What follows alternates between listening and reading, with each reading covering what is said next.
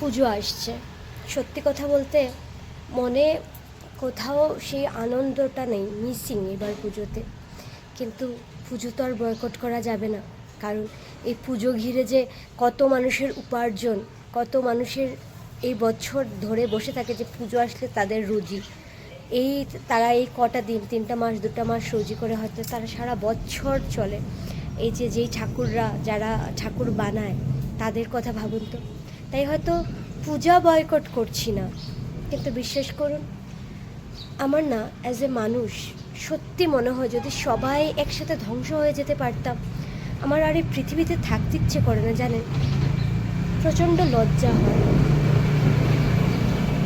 বাইরে বৃষ্টি পড়ছে, মা দুর্গা তো আসছে, প্রত্যেক বছর ছোটোবেলার থেকে শুনতাম শিব ঠাকুর নাকি খুব রাগ করতেন যখনই মা দুর্গা বাপের বাড়ি আসতে চাইতেন।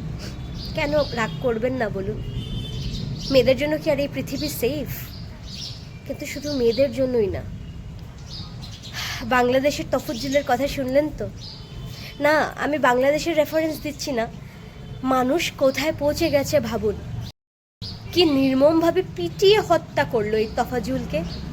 আবার মারার আগে নাকি তাকে খাওয়ানো হলো, মারলো খাওয়ালো, মারলো খাওয়ালো, আবার মজাও নিচ্ছে, ভিডিও করছে, জিজ্ঞেসও করছে কিরে ভাই খাওয়া কেমন হলো। আর সেই মানুষটা তো জানেই না এটা তার জীবনের শেষ খাওয়া, একটু পরে সে এই পৃথিবীকে ছেড়ে চিরবিদায় নেবে। সেই বেচারা বলছে ভালো। আমরা কি মানুষের মাঝে আছি? না, এগুলো মানুষের চামড়া পড়া, আমরা মানুষ নই তো। মানুষ হতে হলে মানুষ থাকতে হয়, আমরা মানুষ না। এই বুকটা যেন ফেটে যাচ্ছে। বলুন তো আমরা কীরকম মানুষ হলাম? কারো ব্যথায় আমাদের কষ্ট হয় না, কোনো মানুষ পশু পাখি ছেড়ে দিন, আমি ওই ওই টপিকটা পরে আসছি। একটা মানুষ, তোমার শরীরেও রক্ত আমার শরীরেও রক্ত, আমি যদি এইভাবে ব্যথা পাই আমার কষ্টে জান ফেটে যায়। সে চোর হোক ডাকাত হোক, ভাই তুমি ওকে মেরে ফেলতে পারলে, পুলিশের কাছে দিয়ে দিতে পারতে তো। তুমি এত কষ্ট সহ্য করতে পারতে, মারতে মারতে তুমি মেরে ফেললে, এই নাকি তুমি শিক্ষিত? ছি ছি, লজ্জা হয়। ছেলেটার বিষয়ে বেশি কিছু জানি না, কালকের থেকে ফেসবুক যা দেখছি স্ক্রল করে জানতে পারলাম তার প্রিয়তমা তাকে ছেড়ে যাওয়ার পর তার মাথায় একটু সমস্যা হয়েছে। তারপর তার বাবা মারা যায়, মা মারা যায়, ভাই এসআই ছিল উনিও মারা যায়। সেটা শুনে বুঝা যায় ছেলেটি ভালো ফ্যামিলির থেকে, পড়াশোনায়ও ভালো ছিল, হ্যাঁ, বাট মানে এই কপালের দুর্ভাগ্যে আজকে এই ছেলেটার এই অবস্থা। কিন্তু এখন এত বছর পর যারা তাকে মেরেছে সেটার উপরে ফোকাস না করে কিছু মানুষের সেই মেয়েটার উপরে আক্রোশ উঠেছে, তার ফটো স্প্রেড করছে, মেয়েটাই নাকি সব কিছুর কাণ্ডারি।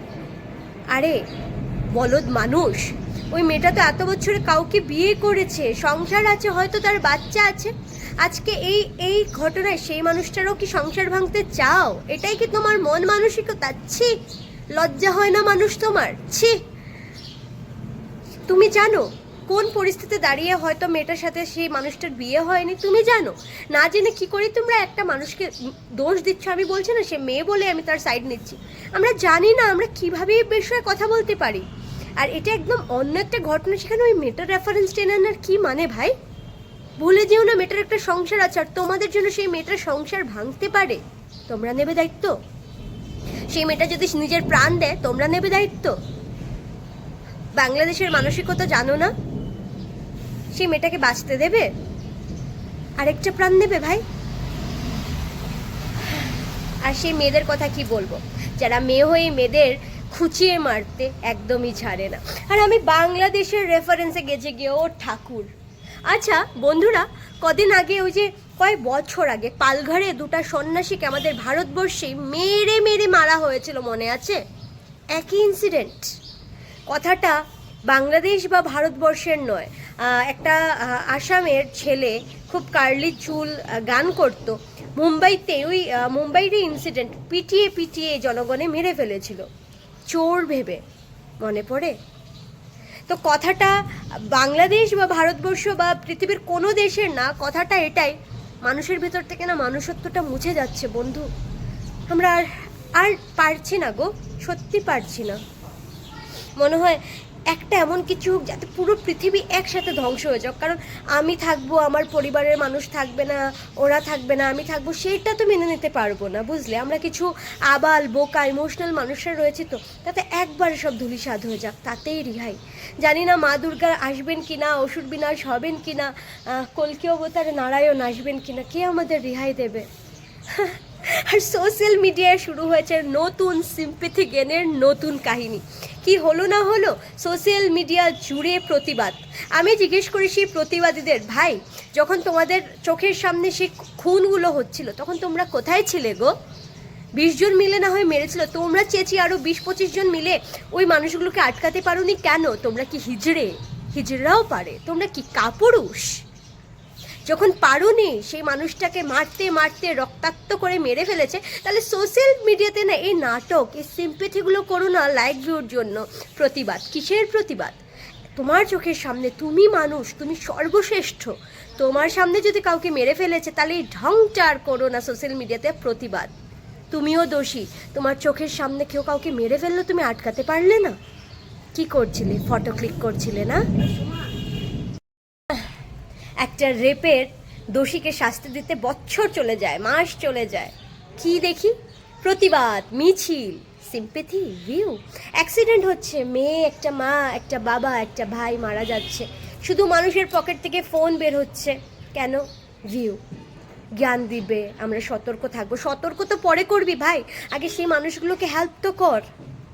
সত্যি বলছি, এটার থেকে ইনকাম হয় বলে এই প্ল্যাটফর্মটার থেকে, কিন্তু আমি মন থেকে চাই গো এই পাগলের খান্ডারি বন্ধ হয়ে যাক একসাথে, না থাকলে কারোই থাকবে না। একসাথে এই পাগলগুলো যেখানেই যায় না ওই জায়গাটাকে নোংরা বিষাক্ত বানিয়ে দেয়। মানুষ এত বিষাক্ত হয়ে গেছে আর নেওয়া যায় না, ছি। মানুষ মানুষ মানুষকেই ছাড়ে না, আর ছাড়ো পশু পাখির কথা।